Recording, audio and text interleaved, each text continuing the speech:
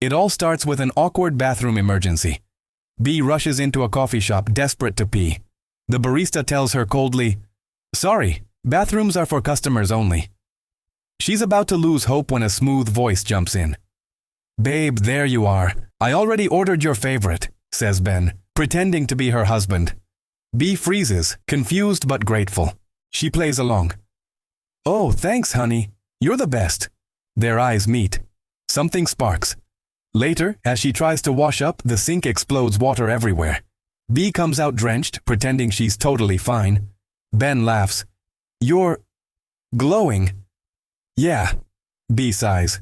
"It's my new perfume, Ode to Disaster." They spend the whole day wandering through the city, laughing, teasing, sharing grilled cheese sandwiches, and talking about everything and nothing. It feels like something real. But the next morning, Bea tries to sneak out quietly. She doesn't want to seem clingy. Ben sees her leave and feels the sting of rejection. When his friend Pete arrives, Ben shrugs. "She was a total mess, man. I couldn't get rid of her fast enough." What Ben doesn't know is that Bea heard every word. 6 months later, fate strikes again. Ben and Bea run into each other at a family gathering of all places. His best friend's sister is marrying her sister. The moment they lock eyes, everyone feels the tension. Ben mutters, "Oh no, not her." Bea smirks. "Believe me, the feeling's mutual."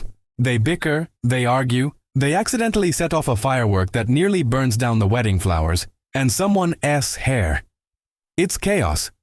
To save the wedding from disaster, their friends come up with a ridiculous plan. If Ben and Bea would just hook up and get it out of their system, maybe they'd stop fighting. But Ben and Bea are one step ahead. Over drinks, Bea says, "Let's fake it. You pretend to be into me, I'll pretend to be into you. My parents will stop pushing me back to my ex, and you'll make your ex jealous. Win-win." Ben grins. "You are insane. I love it." And so begins the game. They fake flirt during hikes, hold hands during dinners, and put on a whole performance at the beach. Nobody knows it's fake, except them. But then something unexpected happens. When Bea's dad admits he's scared of the water, Ben gently helps him swim, just like his mom taught him before she passed away. Bea watches quietly, seeing a side of him she never expected.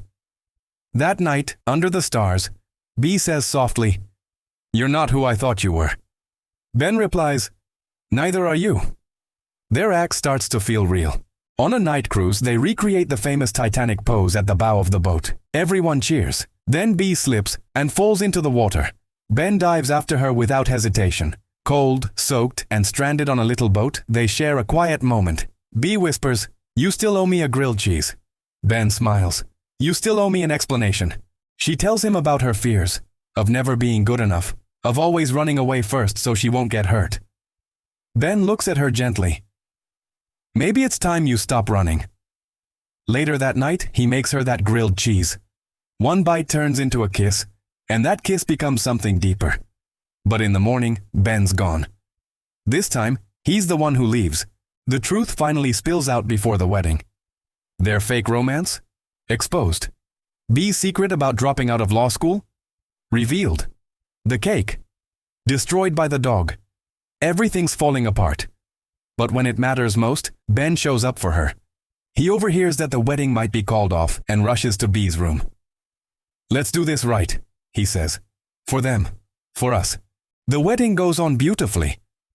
But when Ben dances with his ex, Margaret, Bea feels her heart crack again. She leaves quietly, heading toward the one place she always dreamed of seeing, the Sydney Opera House. And that's where Ben finds her. He steps out of a helicopter, wind in his hair, heart in his throat. "You said this was the one place you'd regret not going," he tells her. She turns, teary-eyed. "You remembered." "Of course I did," he says. "Because I can't stop thinking about you. And I'm done pretending." Bea laughs through her tears.